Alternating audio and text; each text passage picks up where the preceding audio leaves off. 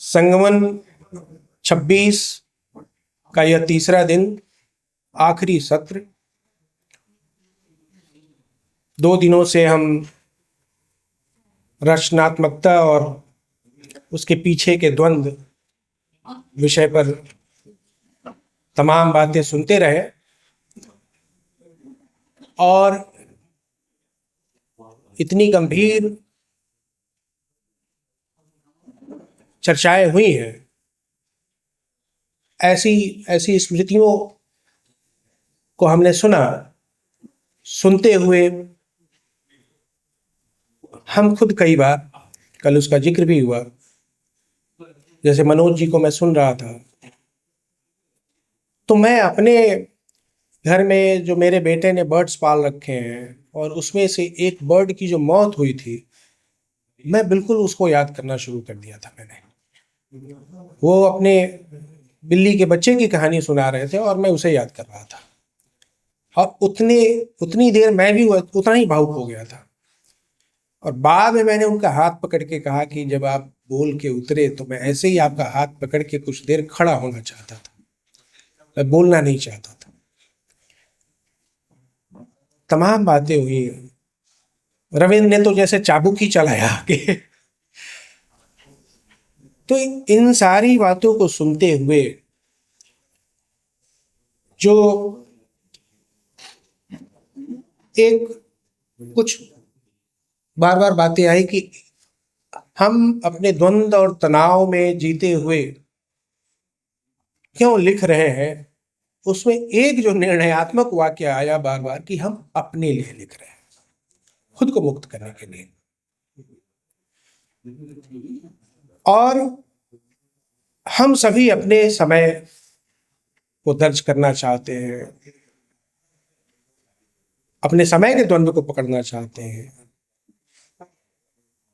और जब समय की बात कर रहा हूं तो विनोद कुमार शुक्ल की एक पंक्ति है कि जो सबकी घड़ी में बज रहा है, जो सबकी घड़ी में बज रहा है, वह सबके हिस्से का समय नहीं है। मतलब हम सब का समय एक ही समय में जीते। किसको उपासना ने भी अपनी बात जब रखी तो जापानी कहानी का एक उदाहरण देते हुए यही बात कही थी। तो हमारा समय जब एक ही समय में हम जी रहे हैं, तब भी हमारा समय सबका एक जैसा नहीं है।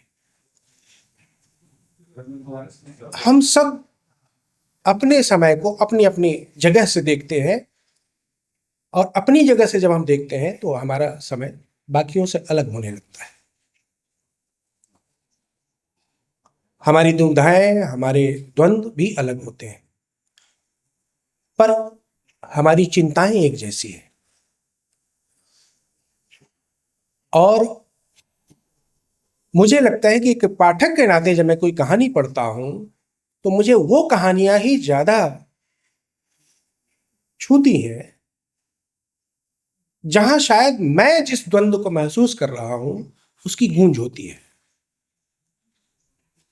मुझे लगता है यार यह बात, ये मैं सोच रहा था या मैं कहना चाहता हूं या मैं सुनना चाहता हूं और देखो ये इस कहानी में है। और कहीं ना कहीं इस वजह से वो कहानी हमें ज्यादा पसंद आती है। मैंने जब अपनी बात कही तो मैं नाटक इसीलिए, उस कहानी को इसीलिए चुनता हूं क्योंकि मुझे लगता है कि ये जो बात मैं कहने की सोच रहा हूं ये इस कहानी में है, तो मैं इस कहानी पर काम करूं। तो ज्यादा कुछ ना कह के एक बात फिर बार बार की मुद्दे पे आए। तो इस नाते मैं आज के इस सत्र में हमारे जो पहले वक्ता हैं, नाम है बसंत, और आप उनकी मुस्कान को देखिएगा, उनके चेहरे पे बसंत दिखेगा आपको। मैं सीधे सीधे उन्हें बुलाता हूं, आइए और अपना वक्तव्य रखिए। बसंत जी। शुक्रिया रितेश जी। जो मैं आज वक्तव्य यहाँ दे रहा हूँ उसका एक छोटा हिस्सा मैं पढ़ूंगा और कुछ बात और उसी के मार्फत भी करूंगा।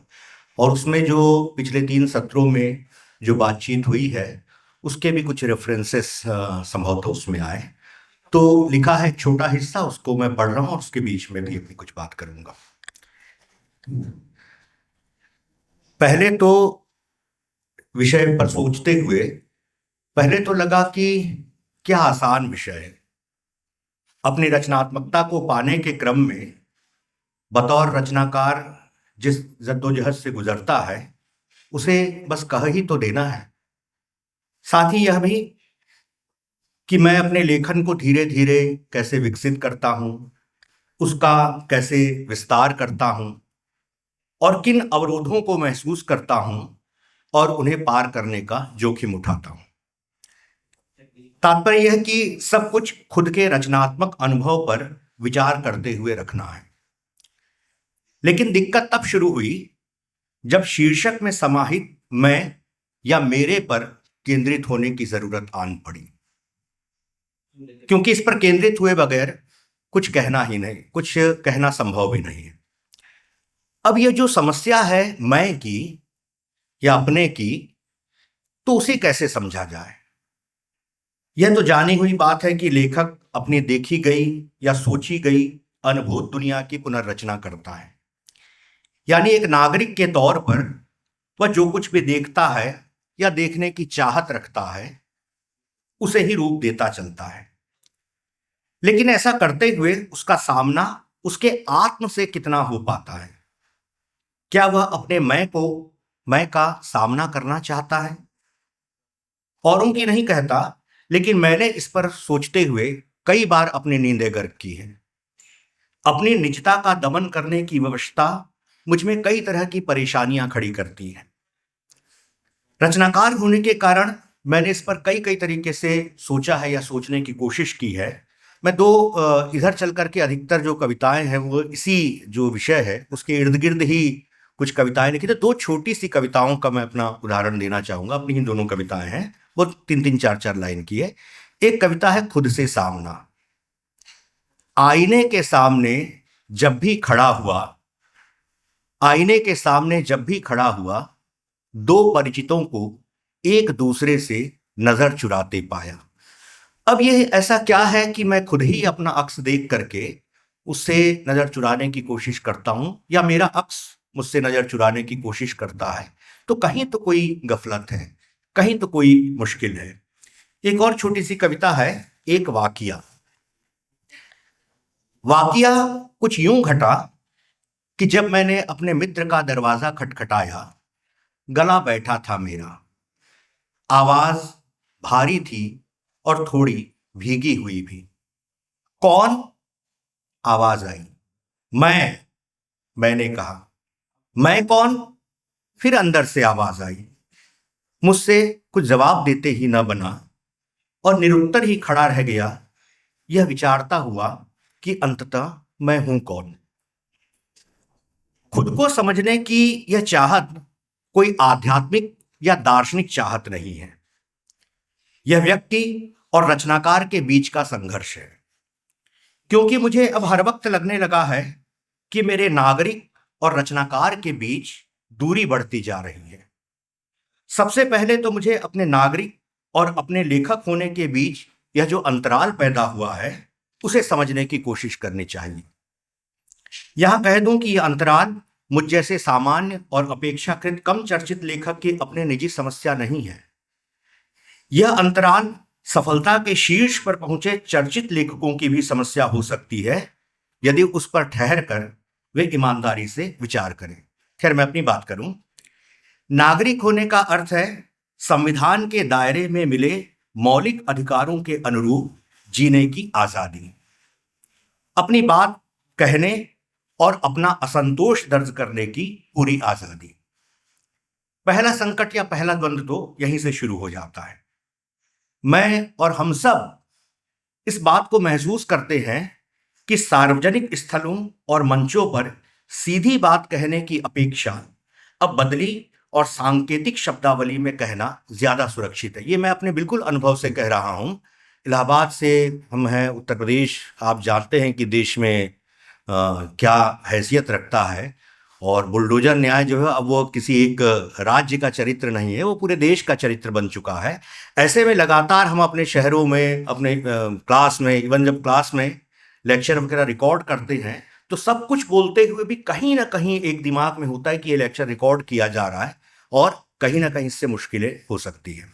और डिपार्टमेंट में बोलते हुए तो बहुत खुला बोलने के बावजूद भी ये एक अघोषित सी सेंसरशिप दिमाग में होती है कि नाम कहीं बस ना आ जाए, बाकी सब कुछ बोले हम।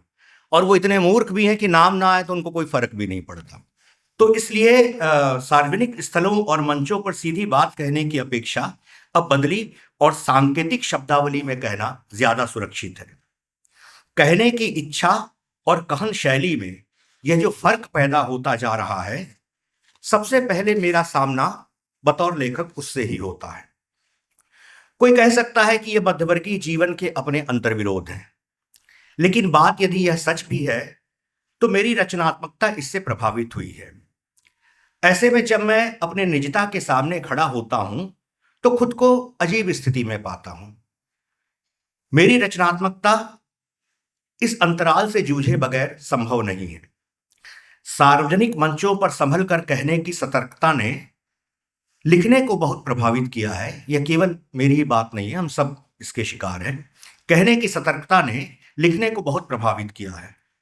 बहुत आक्रामक तरीके से लिखते हुए अचानक यह सवाल मेरी कलम की नोक पर आकर बैठ जाता है कि वहां, यानी सार्वजनिक मंचों पर, वहां तो बहुत संभल कर बोल रहे थे बच्चों, अब जबकि खतरा कम है तो क्रांतिकारी हुए जा रहे हैं।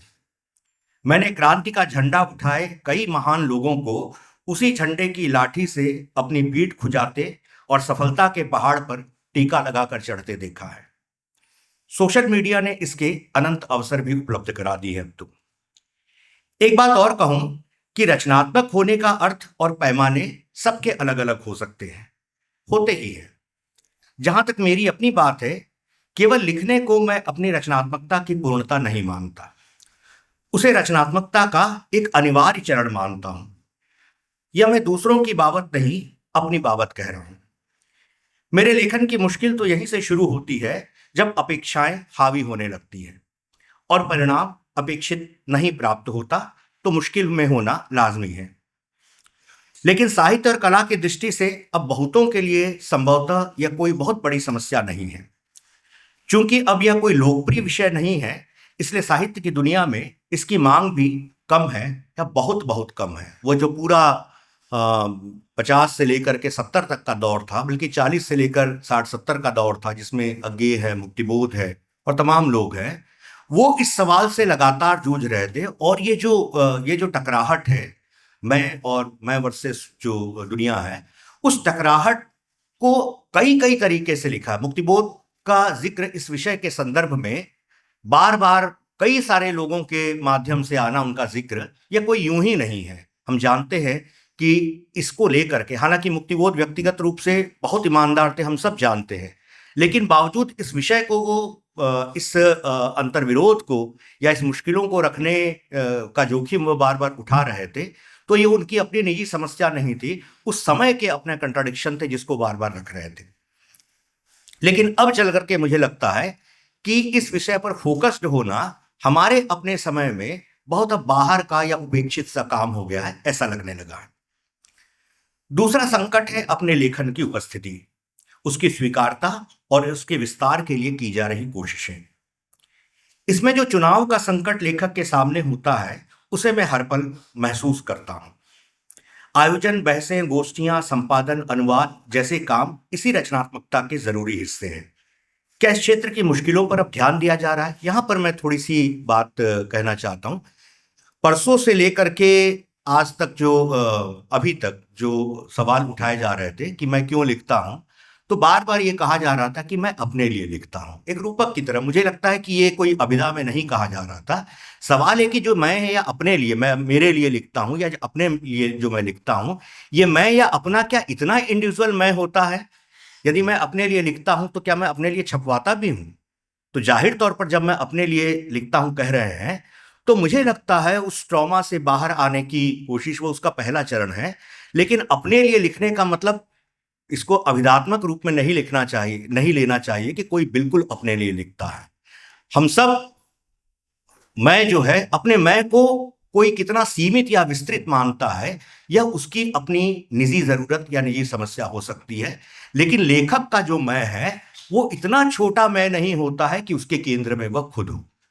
तो इसलिए कोई भी जब कहता है कि मैं अपने लिए लिखता हूं, तो इसका मतलब वो अपने मैं को एक तरह से विस्तृत कर रहा है, वो एक पाठक की तरह भी देख रहा है और तमाम जो अनुभूंजे है वो उसके पास है। बहरहाल, तो क्या इस क्षेत्र की मुश्किलों पर अब ध्यान दिया जा रहा है?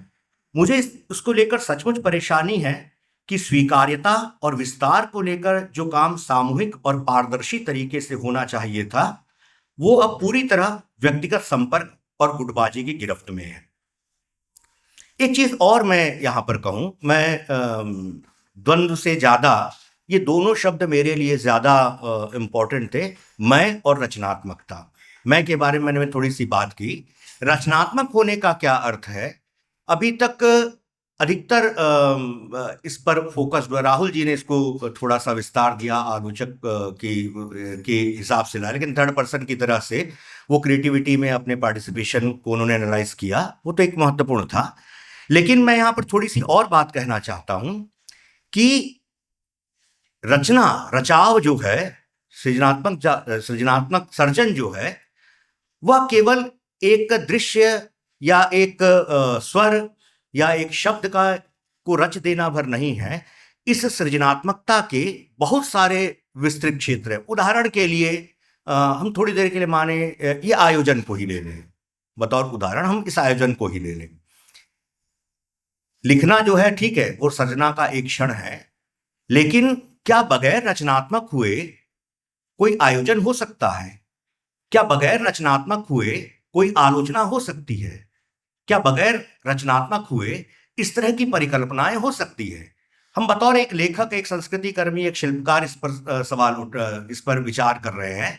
लेकिन मुझे लगता है कि सृजनात्मक जो शक्ति है, एनर्जी है, उसका एक बड़ा हिस्सा इस तरह के आयोजनों में भी लगता है, जो नोटिस नहीं होता है। लेकिन इस तरह के आयोजन में जो रचनात्मकता की मांग होती है, वो किसी भी दूसरी रचनात्मकता से कम नहीं है, लेकिन वह नोटिस में नहीं आती। जैसे उदाहरण के लिए इसी हम लिट फेस्ट, वह भी एक आयोजन ही है, और संगमन को ही ले लें, या और इस तरह के हम लोग जो करते हैं, इसको भी हम एक तरह का गोष्ठी या संगोष्ठी वगैरह को भी हम ले लें उदाहरण के लिए। तो इसमें व्यक्ति को चुनने से लेकर के, मंच से लेकर के, ये सारी चीजें जो है उसी रचनात्मकता का विस्तार है।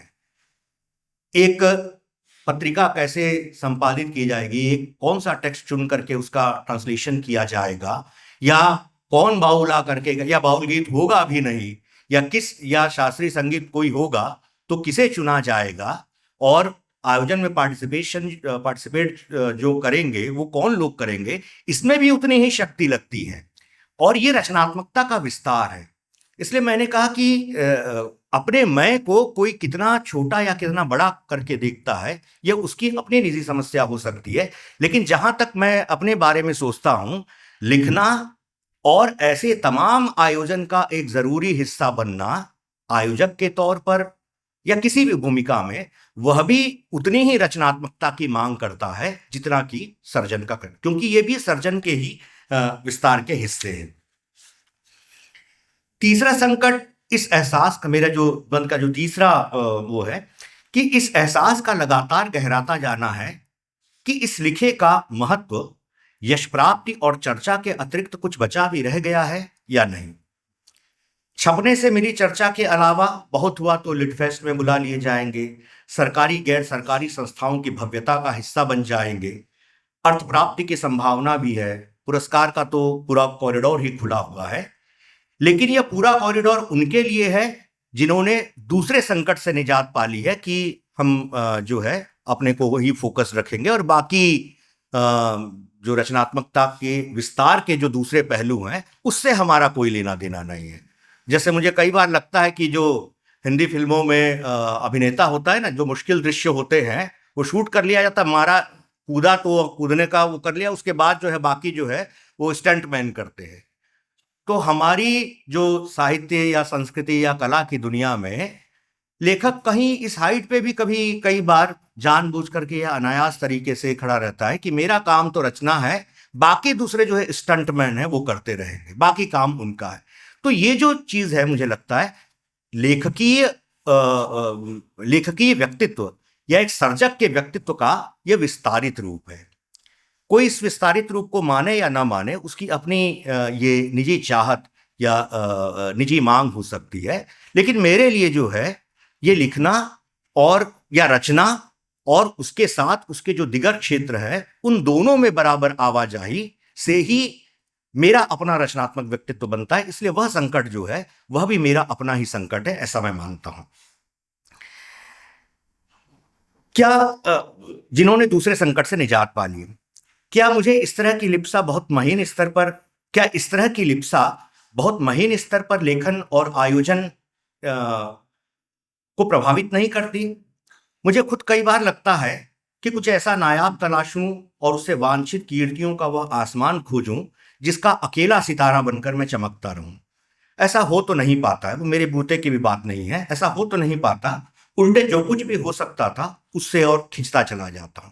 एक और चीज यहाँ पर, एक रूपक कार्यक्रम में और तमाम जगहों में फोटो, अब देखिए हम लोग बहुत स्वाभाविक तरीके से बैठे रहते हैं और कोई क्लिक कर दे तो तस्वीर बहुत अच्छी आती है, लेकिन जैसे ही सामने रहता है तो हम अपनी स्वाभाविकता को छोड़कर थोड़ा अटेंड हो जाते हैं। तो मुझे लगता है कि लिखना भी उस क्षणिक में, मतलब अपनी स्वाभाविकता से जो कुछ भी हमने अपना व्यक्तित्व अर्जित किया है, वो जो अटेंशन है वो अटेंशन हमारा लिखना है।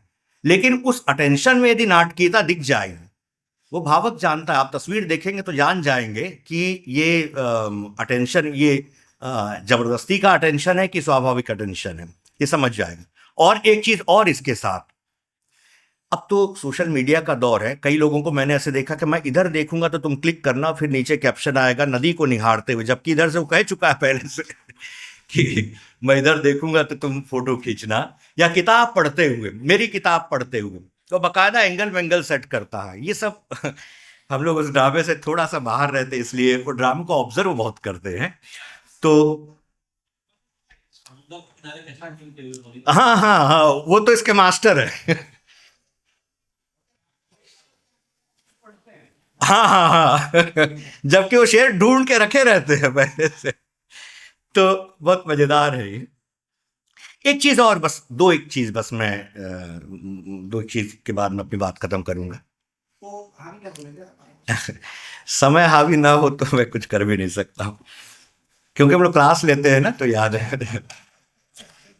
एक और, ये बिल्कुल मेरी अपनी निजी समस्या हो सकती है कि विधा का संकट। जैसे 2-3 विधाओं में मैं काम करता हूँ, कविता भी लिखता हूँ, कैसा लिखता हूँ छोड़ दीजिए, कविता लिखता हूँ, कहानी लिखता हूँ, या आलोचनाएं भी कुछ थोड़ा बहुत हाथ आजमाया है। तो ये जो विधा को चुनने का संकट है, यह और किसी अपनी की समस्या नहीं हो सकती, लेकिन मेरी समस्या बहुत है कि कोई एक चीज आती है तो कैसे मैं तय करूंगा कि ये किस विधा में जाएगी। और ये मुश्किल जहां से शुरू है, अब तो थोड़ा थोड़ा समझ में आने लगा, थोड़ा थोड़ा बहुत। लेकिन ये 2006-07 की एक बात है। नागपुर में जिस घर में मैं रहता था, वो घर 10-12 वर्ष से बंद था। वहां पर एक प्रोफेसर देशपांडे थे, वो बॉटनी के प्रोफेसर थे और अजीब चुप्पे किस्म के व्यक्ति थे। वो अपने जीवन में केवल अपने क्लासरूम में बोलते थे, उसके अलावा कोई उनको धक्का भी दे देगा तो उनके मुंह से शब्द नहीं फूटेंगे। ना मालूम क्यों अजीब तरह का उनका व्यक्तित्व हो गया था।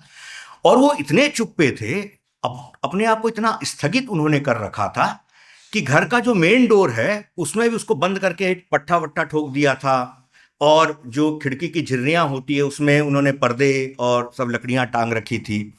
और घर का जो कोर्टयार्ड है, पीछे का जो आंगन था, उसमें एक तोड़ करके, एक हिस्सा तोड़ करके वहां एक लोहे का पट्टा रखता था, वो हटाते थे, वहां से जाते थे, क्लास लेते थे और फिर आकर के उसी पट्टे को रख करके, मतलब किसी से उनकी कोई बातचीत नहीं थी। और उनकी एक और खपत थी कि बीच में लंबे लंबे समय के लिए गायब हो जाते थे। वो बहुत ब्रिलियंट प्रोफेसर थे, नागपुर यूनिवर्सिटी में बॉटनी में उससे ज्यादा ब्रिलियंट प्रोफेसर कोई नहीं था, लेकिन ये उनकी अजीब आदत थी। उसके बाद वो गायब एक दिन हुए, 2 साल हो गए, 3 साल हो गए, 10 साल हो गए, जब नहीं लौटे तो उनके घर में घुसने की कोई हिम्मत नहीं करता था।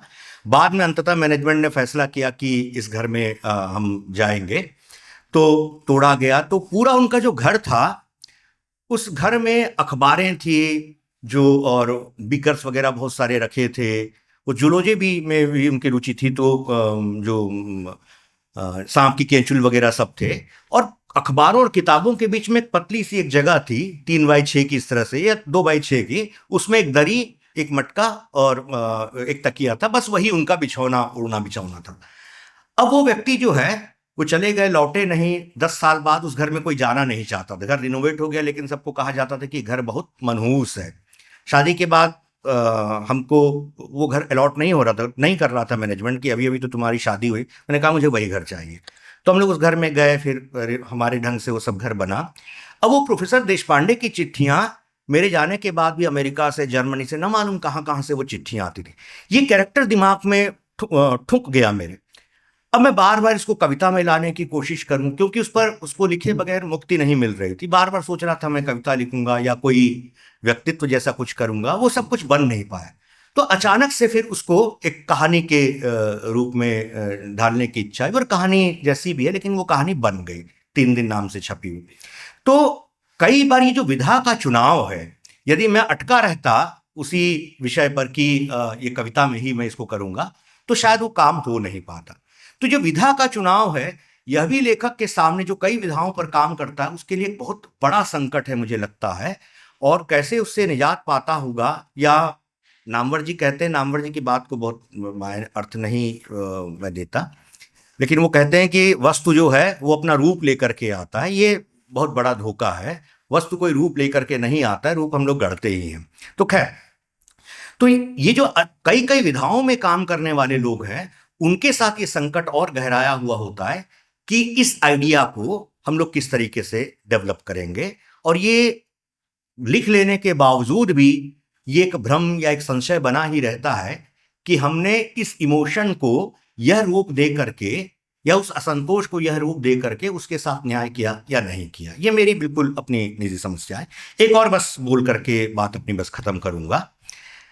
इधर चल करके ऐसा हो रहा, ना मालूम क्यों, कि चुप्पी का जो घेरा है ना, वो बहुत बढ़ता जा रहा है मेरे भीतर। तो खासकर ऐसा लगता है कि अब बोला ना जाए, अब चुप रहा जाए। कई बार तो लगता है कि इतना लोग बाग बोल रहे हैं। वो शोर फिल्म, हालांकि फिल्म बहुत अच्छी नहीं है, लेकिन शोर फिल्म का एक रूपक है कि दुनिया, मतलब वो जो उसमें कैरेक्टर है मनोज कुमार, उसका बच्चा बोल नहीं सकता है। उसके इर्द गिर्द की सारी जीवन की आवाजें हैं, लेकिन वो सारी आवाजें उसको शोर की तरह लगती है, क्योंकि वह उस एक आवाज को सुनना चाहता है जो उसके अपने बच्चे की आवाज है।